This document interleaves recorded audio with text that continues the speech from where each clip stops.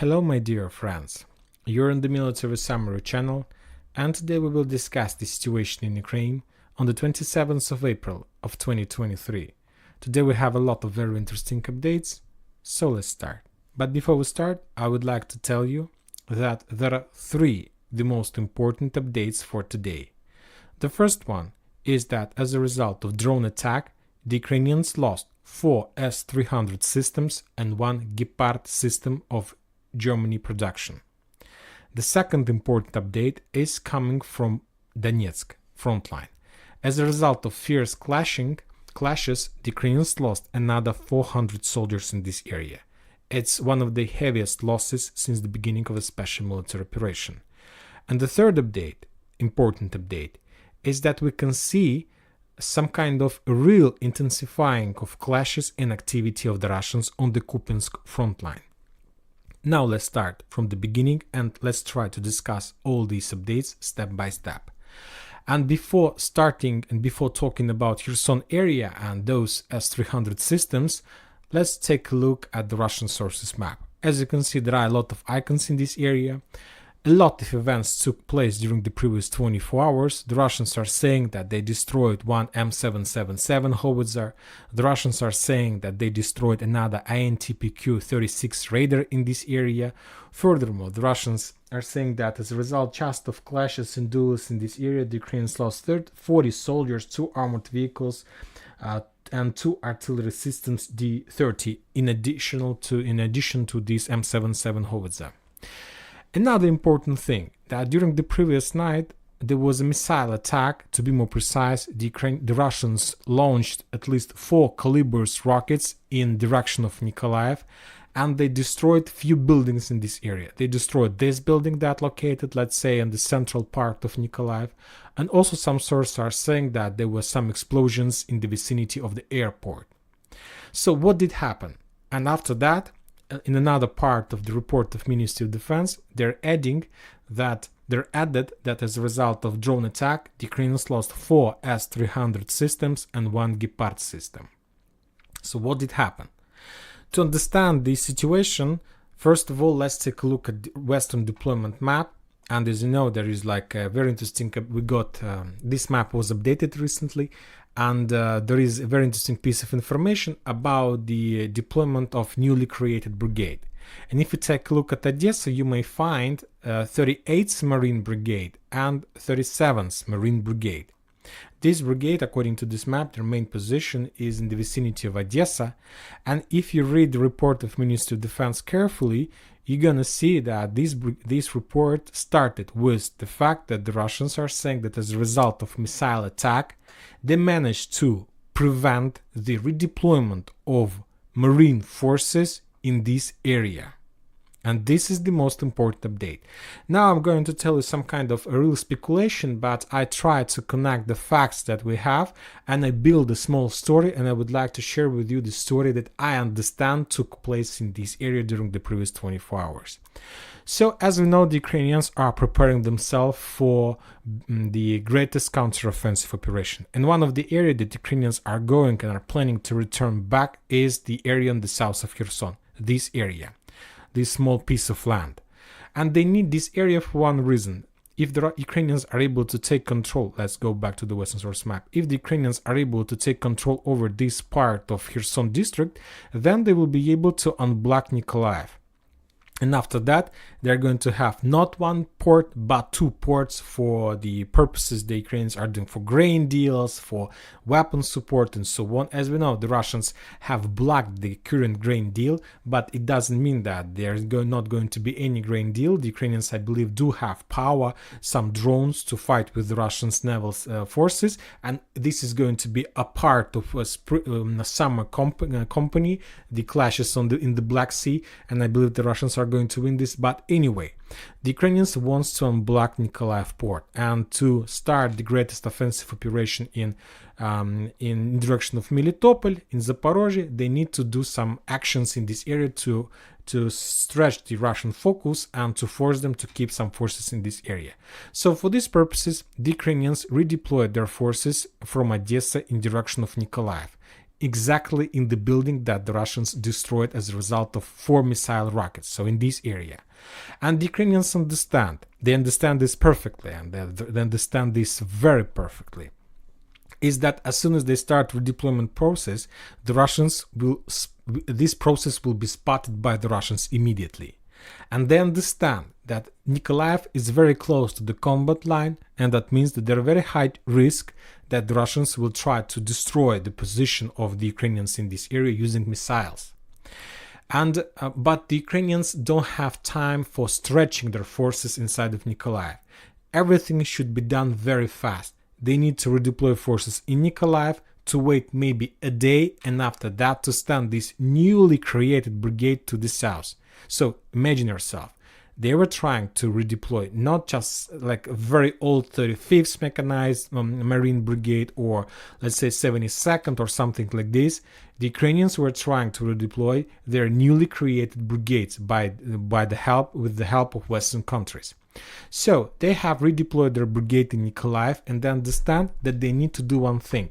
They need now to protect this brigade, and they understand that the only possible way how the Russians are able to get these forces in Nikolaev is missiles. So that's why the only possible solution for them is to use S-300 systems.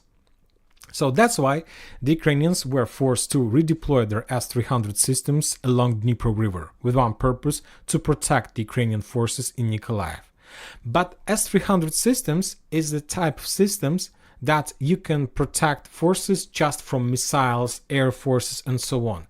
And these systems are very weak against drones.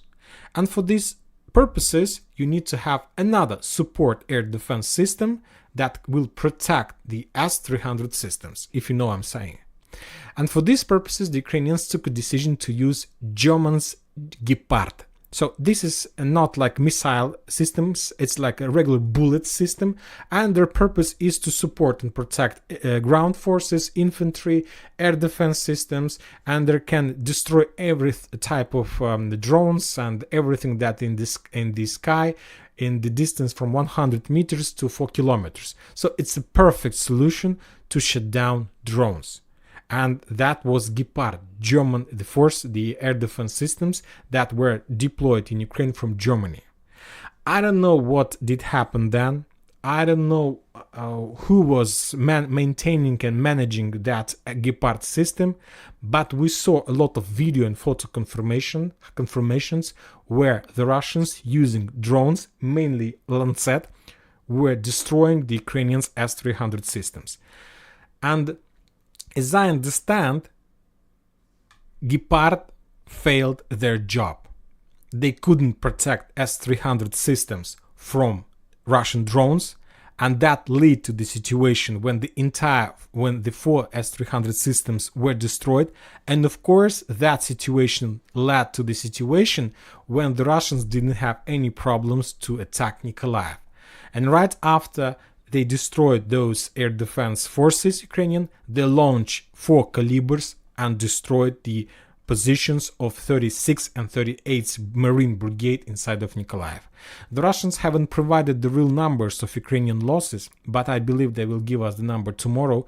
Anyway, no matter the losses, they managed to prevent any Ukrainian attempts to start offensive operation in Kherson area, and this is another big disaster for the Ukrainians. And that's it about Kherson area. So one more time, the only thing that failed was the Gepard systems. They couldn't protect the Ukrainians' S-300 systems. And now we are going to talk about Kupiansk and Liman front line. We have partly touched the Liman area when talking about Belogorovka. One more time, the Russians continue attacking 51st, 71st. So this area is under very heavy fire. But the level of losses of the Ukrainians in this area is just 70 soldiers, 3 armored vehicles, and 2 artillery systems. The level of losses is less in comparison with the February and March when the Russians were launching some kind of support operation while attacking the Ukrainians in Berkhovka, Yagodnaya, Krasnogora, Blagodatnaya, and Paraskovivka. As soon as the Russians captured these settlements, the Russians reduced the pressure in this area. But currently we see the increase of pressure on the Kupiansk front line. The Russians are saying that as a result of clashes, the Ukrainians lost around 110 soldiers, 5 armored vehicles, and 1 artillery system. Maybe this is the result of, if you remember, during the previous weeks, we talked a lot about the fact that the Russians managed to break rotation process in this area from the Ukrainian side, and maybe now the high level of losses is the consequences of that actions that the Russians took a decision to make during the previous weeks. Very interesting situation, but from the other side we see that there are no changes on the ground. Some Ukrainian sources were saying that the Ukrainians moved a lot of reserves to the Kupinsk, to Oskol River. Maybe this is the reason. As you can see, there are not many towns in this area, not many places where the Ukrainians can keep their forces. Maybe some kind of over concentration of the forces allowed the Russians to use their bombs, missiles more accurate, and that lead to the situation of the increasing of losses from the Ukrainian side. Very difficult to understand without any progress on the ground. If there was some progress on the ground, we could connect the things between each other. But we see that the front line are completely stable, but the losses are growing. Very interesting, and I believe soon we are going to understand and to get more updates from this area. Furthermore, the Russians report about destroying of 2 raiders in the vicinity of Druzhkovka. It was like Ukrainian-made raiders, but anyway. Also, the Ukrainian lost another aircraft Su-24, and also the Russians reported that Ukrainians lost up to 21 drones during the previous 24 hours. A lot of updates are coming from Zaporozhye and Energodar. The Ukrainians continue accumulating and collecting forces on this bank of the river. From the other side, the Russians turned Energodar and make it as another Ugledar, but from now it's from the Russian side. It's a very powerful fortification with the fighting positions even inside the nuclear power plant. The Russians understand the risks and the value of this town, and they're not going to give up this town and not going to step back from this area.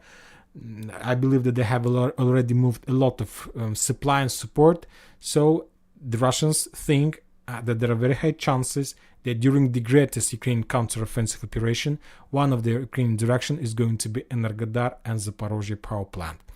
And that's it for this video. Thank you for Military Summary channel reminds to condemn any violence in Ukraine. Thank you for your watching. Subscribe to my channel, put your likes, join my Patreon, and have a good day. Bye bye.